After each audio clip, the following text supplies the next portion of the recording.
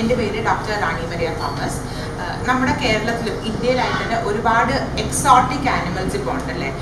Exotic parrots ഉണ്ട്, മക്കാവോസ്, കോക്കട്ടു, അതുപോലെ ഇഗ്വാനകൾ, sugar gliders, പിന്നെ ആമകൾ.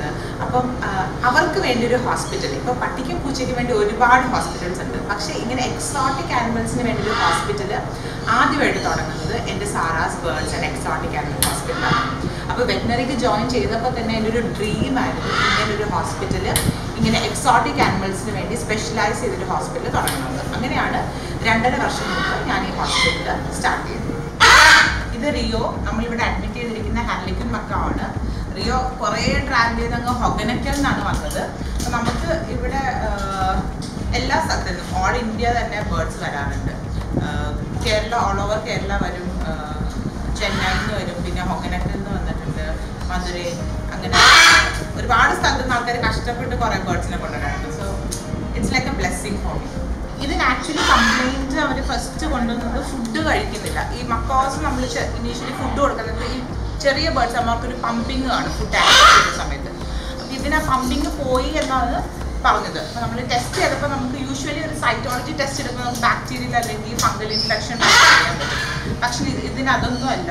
പിന്നെ നമ്മൾ ബ്ലഡ് ടെസ്റ്റ് ചെയ്തപ്പോഴാണ് ഇതിന് വൈറൽ ഇൻഫെക്ഷൻ, അതായത് പാരമെക്സോ എന്ന് പറയുന്നൊരു വൈറൽ ഇൻഫെക്ഷൻ ആണ് അതിനുള്ളത്. അത് ഈ പാരൻസിൽ ഭയങ്കര കോമൺ ആണ്. ഇപ്പോൾ ഇതെന്തോ നമ്മൾ അത്രയും ടെസ്റ്റ് ചെയ്യുന്നില്ലെങ്കിലും അവർക്കുണ്ട്.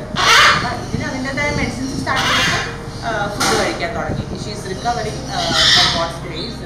ഇപ്പം നമുക്കിവിടെ വരുന്ന കോമൺ കേസസ് എന്ന് വെച്ചാൽ ഇപ്പോൾ ഒരുപാട് ബേർഡ്സ് എൻഡോസ്കോപ്പി ചെയ്യാൻ വരുന്നുണ്ട്. എൻഡോസ്കോപ്പി എന്ന് വെച്ചാൽ ഇപ്പം നമുക്ക് ഒരു ട്രേഡറിൻ്റെ ഒരു ബേർഡിനെ നമ്മൾ വാങ്ങുമ്പം ഒന്നെങ്കിൽ യങ് ബേർഡിനെ അല്ലെങ്കിൽ ഒരു ബ്രീഡിംഗ് പെയറിനെയാണ് മിക്ക ആൾക്കാരും വാങ്ങുന്നത് അല്ലേ.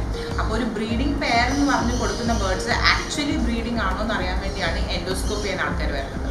അപ്പം നമ്മൾ ബേർഡിനെ സെഡേറ്റ് ചെയ്തിട്ട് അവരുടെ റിപ്രൊഡക്റ്റീവ് ഓർഗൻസ്, അതായത് ഓവറീസും ടെസ്റ്റിസും ഒക്കെ മെച്യൂർ ആയിട്ട് നോക്കുന്ന ഒരു പ്രോസസ്സാണ് എൻഡോസ്കോപ്പി. അപ്പോൾ അതിനു വേണ്ടി ഒരുപാട് ബ്രീഡേഴ്സ് നമ്മുടെ അടുത്ത് വരാറുണ്ട്. പിന്നെ നമ്മളിവിടെ ഒരുപാട് സർജറീസ് ചെയ്യാറുണ്ട്. ഇഗ്വാനയുടെ സർജറി, ടോർട്ടോയ്സിൻ്റെ സർജറി, ബേർഡ്സിൻ്റെ ഒരുപാട് സർജറി. ബേർഡ്സിൻ്റെ തന്നെ നമ്മൾ വളരെ റെയർ ആയിട്ടുള്ള ബീക്ക് റിപ്പയർ സർജറി, പിന്നെ റിപ്രൊഡക്റ്റീവ് സർജറീസ്, അങ്ങനെ ഒരുപാട് സർജറീസ് നമ്മൾ ചെയ്തിട്ടുണ്ട്. ഈവൻ ഇഗ്വാനാസ് ആയിട്ട് നമ്മൾ ഒരുപാട് സർജറീസ് ചെയ്തിട്ടുണ്ട്.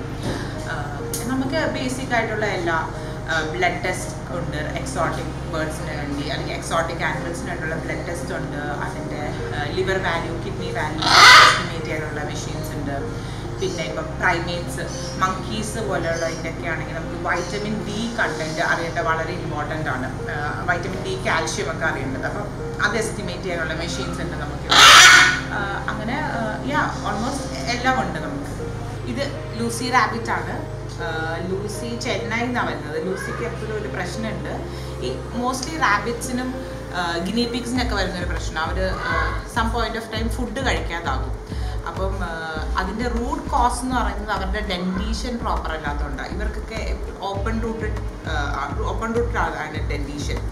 അപ്പോൾ അങ്ങനെ വരുമ്പോൾ ടീത്ത് ഗ്രോ ചെയ്ത് അത് പ്രോപ്പറായിട്ട് അവർക്ക് ഗ്രൈൻഡ് ചെയ്യാൻ പറ്റാത്തതാവും. അപ്പം അങ്ങനെയുള്ള കേസിൽ നമ്മൾ ഡെൻ്റൽ സ്കെയിലിംഗ്, ടീത്ത് ഗ്രൈൻഡിങ്ങും ചെയ്യും. അപ്പോൾ അത് ചെയ്യാൻ വേണ്ടി ലൂസി വന്നതാണ് ചെന്നൈയിൽ നിന്ന്.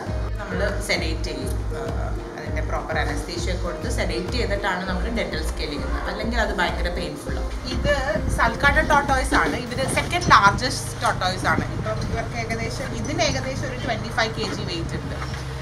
അപ്പം ഇവൻ വന്നത് എന്താ പ്രശ്നം എന്ന് വെച്ചാൽ ഫുഡ് കഴിക്കുന്നില്ലായിരുന്നു.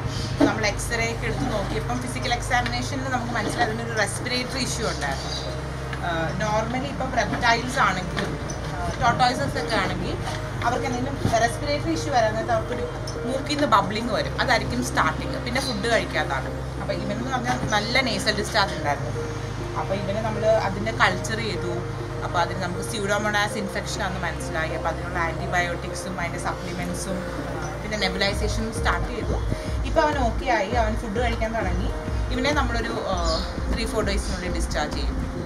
അപ്പം എപ്പോഴും റെപ്റ്റൈൽസ് ഫുഡ് കഴിക്കാതിരിക്കുമ്പോൾ നമ്മൾ എന്താണ് ആക്ച്വലി ഇൻവെസ്റ്റിഗേറ്റ് ചെയ്യണം, എന്താ ആക്ച്വൽ പ്രോബ്ലം എന്ന്. അപ്പോൾ എക്സ്റേസ് ഒക്കെ എടുത്തു കഴിഞ്ഞാൽ നമുക്ക് കുറേ കാര്യങ്ങൾ മനസ്സിലാക്കാൻ പറ്റും. അപ്പോൾ അത് നോക്കിയിട്ട് വേണം ട്രീറ്റ്മെൻറ്റ് സ്റ്റാർട്ട് ചെയ്യാൻ വേണ്ടി. അല്ലാതെ നമ്മൾ ജസ്റ്റ് എന്തെങ്കിലുമൊക്കെ എഴുതി കൊടുത്തിട്ട് ട്രീറ്റ്മെൻറ്റ് സ്റ്റാർട്ട് ചെയ്യുന്നത് ശരിയല്ല.